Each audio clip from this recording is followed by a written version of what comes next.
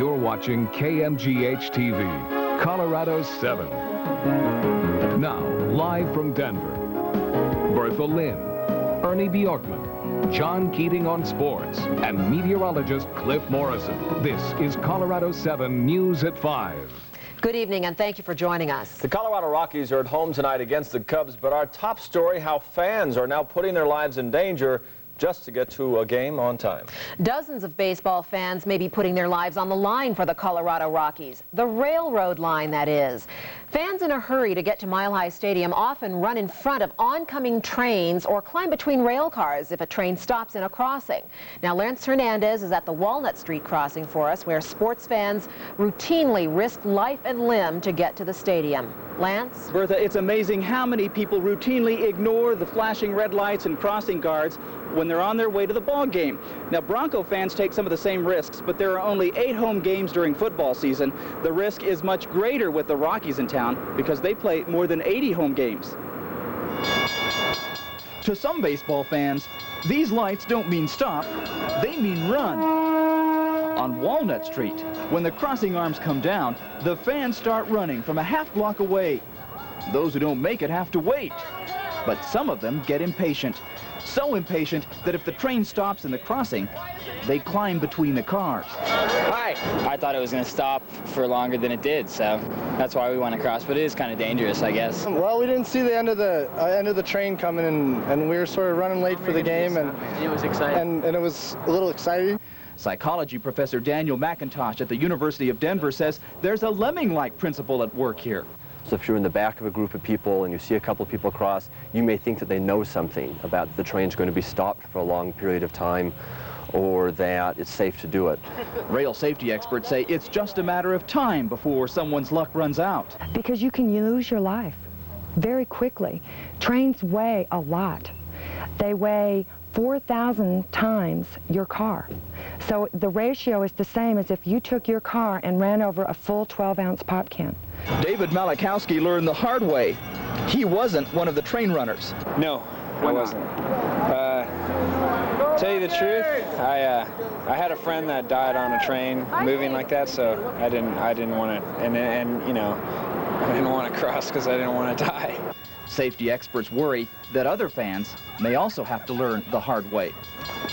And police say they normally try to station an off-duty but uniformed officer at this crossing, but they say they don't always have the manpower to do so. And they also admit, Bertha, that there's not much one officer can do to stop a horde of fans heading to the ballpark in a hurry. Back to you. Well, let's hope that your video and that report will stop some people from now on. Thank you, Lance. Well, Major League Baseball has been such a success. There's talk that Coors Field, the future home of the Rockies, may need to be expanded once again. The original plan called for 43,000 seats, and the Rockies asked for 800 more. There's been some informal talk about another 6,000 seats, but stadium officials say if that number is formalized, the Rockies would have to pay for them. It was the stadium board's position that any additional seats over 43 ought to be financed by the team. They agreed to do that. And so I suspect that the same thing will be true, but we aren't really at that point just yet. Work continues on Coors Field, but until the stadium district has possession of the last few pieces of property, the construction has been largely confined to the outfield and not the grandstands. Well, of course, the Rockies are set to play the Cubs in a little less than 2 hours over at Mile High Stadium. John Keating is at the game for a preview, but he also has news about the Broncos and the NFL draft. John? All right, Ernie, thanks. They expect 50,000 for the Rockies game on a Monday night against the Cubs here tonight. We'll talk more about this game in just a little bit, but we'll also talk about the other tenant here at Mile High Stadium, the Broncos, and perhaps Andy Williams can sing their first national anthem. The Broncos used their first pick yesterday to draft Dan Williams. They came back today and added 2 more Williamses. You can't have too many, is their approach. They didn't draft a wideout yesterday and addressed those concerns today. The Broncos selected 5 receivers. Kevin Williams, a lightning-quick running back out of UCLA, who will be tried out as a receiver here out of Vance Johnson. In round 6, they drafted Baylor's Melvin Bonner, who burned the CU Buffs for 2 touchdowns in 2 games over the last 2 years. 2 picks in round 7. The first was Clarence Williams, the third, who apparently had eligibility remaining after his Mod Squad series was canceled. A Washington State tight end who caught passes from top pick overall Drew Bledsoe. The second 7th rounder is Tony Kimbrough of Jackson State, who runs a 4.34 in the 40. And in round 8, the Broncos selected Ohio State's Brian Stabline, a possession receiver. Things just fell into place for Wade Phillips. I think our main need, our biggest need was defensive line first, and hopefully our wide receivers, the ones that we have, and plus the guys we drafted will come through for us and make the plays. One other draft note from here at Mile High Stadium. The last of the CU Buffs has been drafted. Linebacker Greg Beaker, picked by the Los Angeles Raiders, the dreaded Raiders, in the 7th round. More from Mile High when we come back in just a few minutes. Ernie? Okay, John, thanks very much. Bertha? An independent team of investigators going over the rubble at the Branch Davidian compound in Waco concluded today that the fire that leveled the place was deliberately set from within. 1 week ago today, the compound burned to the ground. None of the 86 people who stayed inside survived. Now, some of those who made it out of the inferno blamed the FBI for starting the blaze, but arson investigators today said the fire started in 2 different places at the same time, leaving them to conclude cult members started the fire. The 2 juveniles accused in the brutal beating of a CU student, Paul Kelly, will remain in custody without bond for several more weeks. 2 17-year-old boys are facing first-degree assault charges. 20-year-old Paul Kelly remains in a drug-induced coma, suffering undetermined brain damage. Today, a judge continued the suspect's bond hearing until May 12th.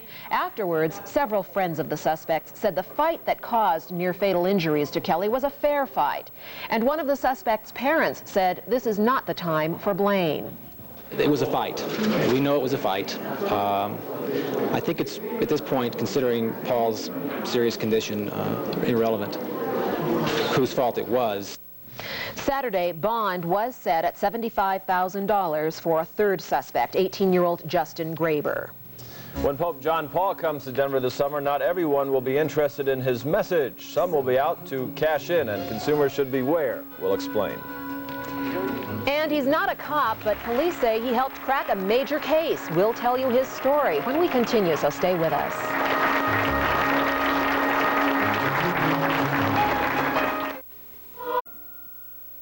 The Pope's visit in August won't cost you a thing. There's no admission fee to his papal mass. But World Youth Day organizers say they're hearing rumors now that tickets to the event are being sold. So they want you to beware of a possible scam. If people are misinformed or if they don't know the church well, I mean, you never, no matter how important Mass is, you would never pay to go to Mass. That's the idea. I think you might not be able to get into a church because a lot of people were trying to get in, or you might need some kind of a pass because admission was limited because of numbers, but it's never anything you pay for.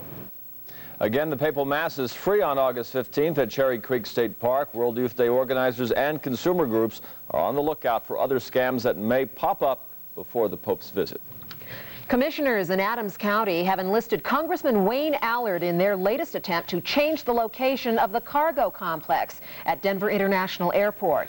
At a news conference today, Allard said he is going straight to the top. He says he will demand that President Clinton tell Transportation Secretary Federico Pena to investigate the FAA's handling of the cargo site. Most of us did support the Denver International Airport. This particular problem with the moving of the cargo complex, I think, raises some very serious safety as well as environmental concerns. Denver changed its plans to locate the cargo complex on the northern side of the airport under pressure from cargo carriers who threatened to take their business to Front Range Airport instead of DIA. Now Adams County is crying foul. The last-minute change to the south side location endangers the lives of citizens of Colorado and breaches the many promises made to the voters. Such a cavalier change in the direction ought not to occur simply because of political expediency by the mayor of Denver. The political leaders at today's news conference say they are not trying to delay the opening of DIA. And here's a good news story. Denver police today honored more than 36 citizens who went above and beyond any call of duty in helping others in trouble. Among those receiving a certificate, Vaughn Bailey, who helped police catch the suspected Washington Park rapist. Bailey followed footprints in the snow and alerted police, who ultimately arrested Theodore Castillo. Castillo is accused of raping numerous women in the Washington Park area over the last 3 years. Bailey says he thought he was following the rape suspect, but was just too angry to turn back. Well, somebody had been spying on me. It was very intrusive and it just made me angry. It wasn't a good thing. More than 30 other citizens were awarded for helping police catch other suspected criminals, and our hats off to all those people. You bet. Well, up next, a medical breakthrough, a new procedure that can literally erase a birthmark. We'll have the story. And this was a gorgeous way to start the week, but Ron Allen says we should not get too used to the sunshine that we saw. We'll get his forecast a little later on.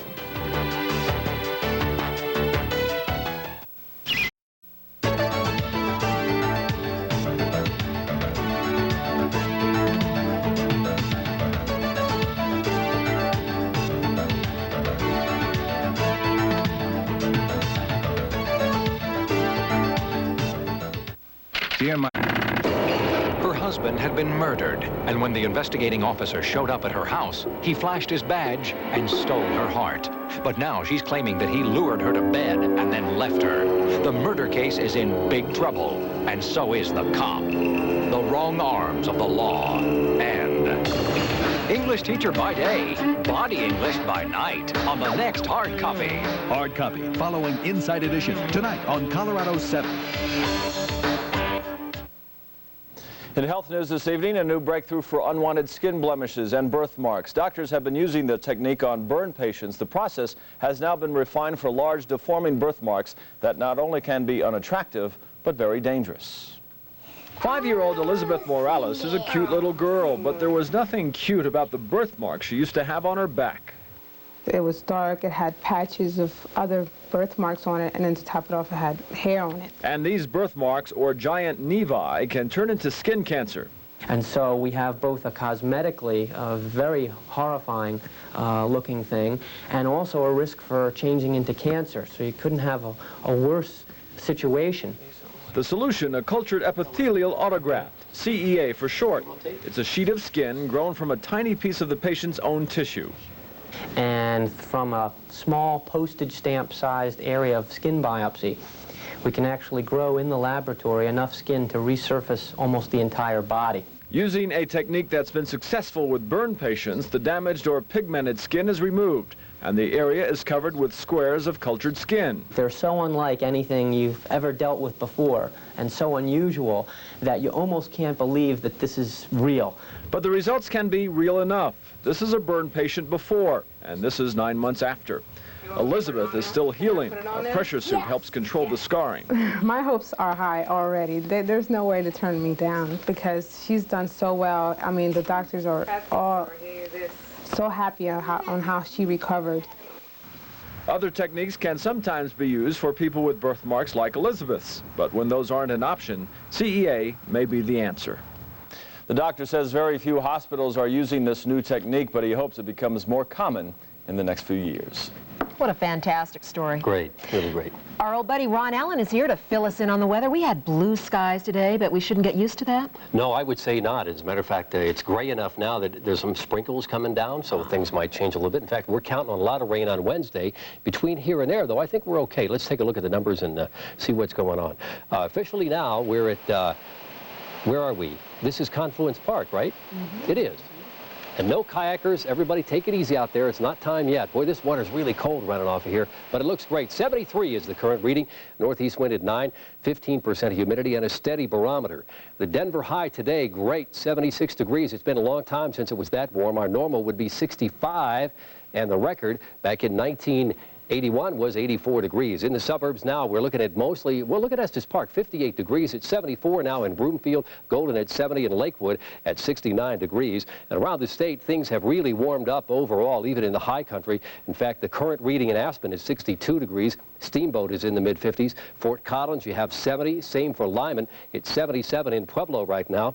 And Trinidad also reporting in with 77. A lot of cloud cover out there. We have not seen any rain move into here. There was a patch up through here that kind of moved across into Scotts Bluff. You folks might see a little bit of shower activity later, but okay for right now.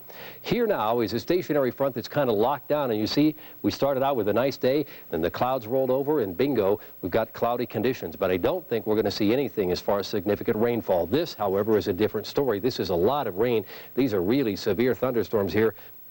running anywhere from eastern Virginia all the way up through Baltimore and sections of New York City. They're in for a very stormy night there. 55 is the current reading in Chicago, 66 right now in Kansas City. For tomorrow, we're looking at the 70s kind of diminish a little bit as these 60s push back down across Colorado, and the 50s really take hold in the northern Rockies, but most of the warm weather is still confined to the southern plain states and moving into the southeastern part of the country.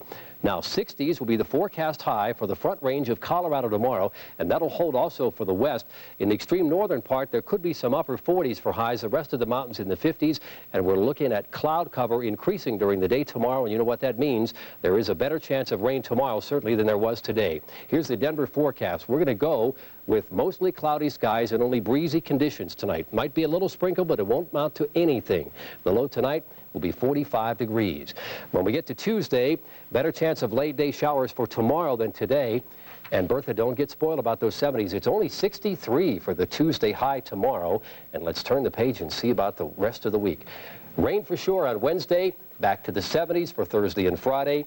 Really nice days, as a matter of fact. And Saturday looks like a good start to the weekend at this point, a high of about 68 degrees. So it should be wonderful. You know, I never complain about the rain. My lawn needs help. Thank you, Ron. That'll help you then. Okay. Thanks, Ron. Well, the Nuggets finished their season with a big bang, and we are going to relive the exciting conclusion when we continue. And then we're going to take you to Mile High Stadium, where we're going to talk firsthand with a player who knows all about the Cubbies. Stay tuned.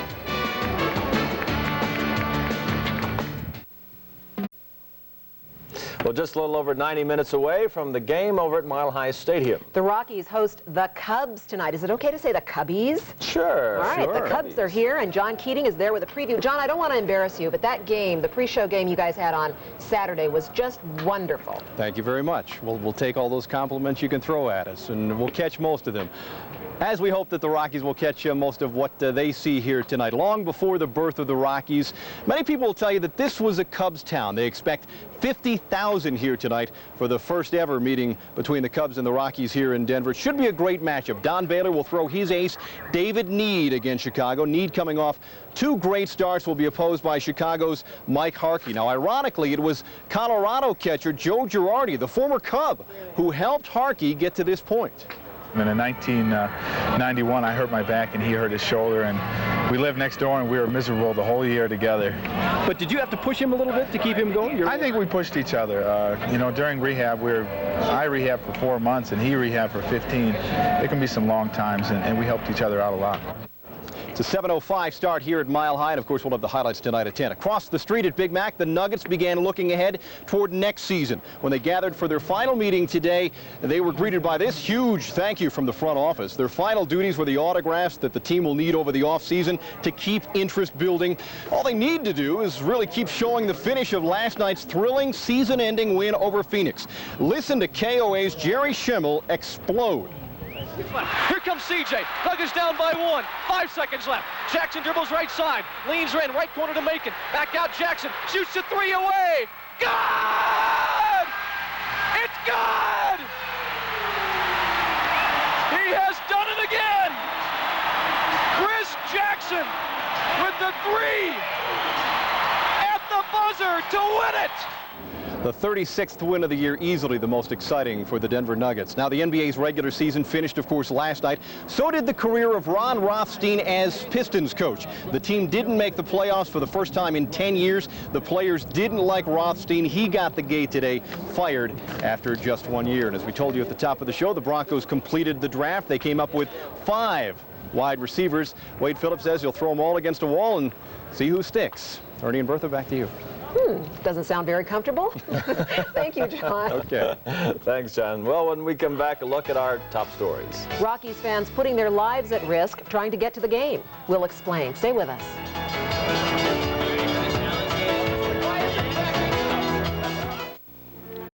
3, 2, 1.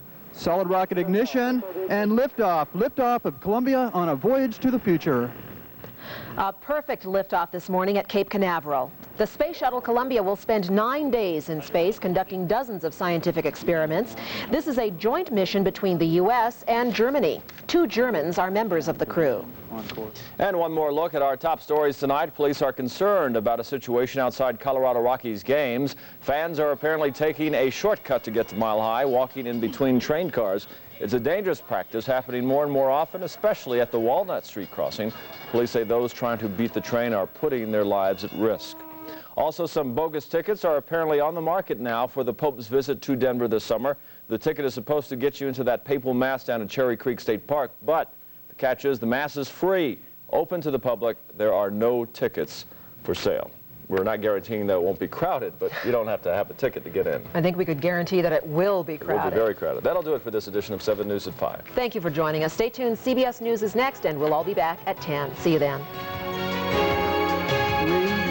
3, 2, 1, solid rocket ignition, and liftoff. Liftoff of Columbia on a voyage to the future.